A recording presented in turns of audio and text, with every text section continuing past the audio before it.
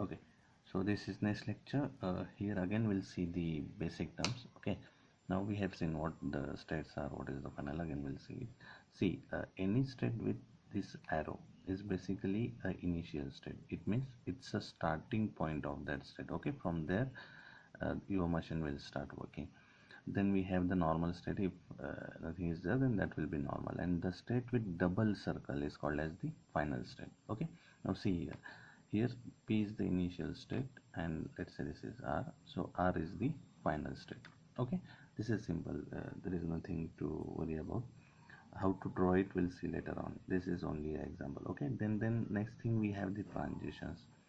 So what exactly the transitions is? Now see here, first figure. So we have two states P and Q, and we have one transition, and the input is A. It simply means for the state P, I'm considering this one. Okay, for the state P, if I give input A, so it will reach to the state Q.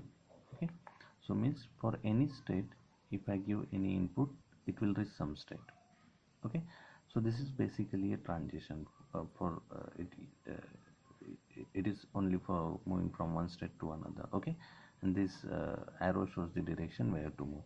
In this case, consider the second scenario. Okay, so in second scenario, from Q, if I give the input B, it is going back to P. Okay, so you can move anywhere according to the need. You can move anywhere. Transition could be anywhere, forward, backward.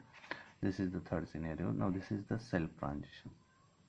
Now what exactly the self transition is? Now see here, if I give input A to P, it is going to P only.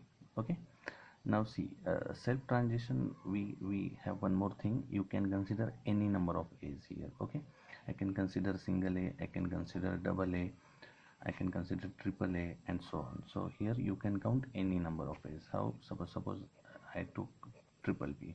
So how you will solve? So first you will take the first input. So you will have P comma A, and 2 are left. So it is P comma A, it is P only. So answer of this is P. 2 are left. Okay, then we'll take the next one. Okay, 1 is left. So again, what is P comma A? P only.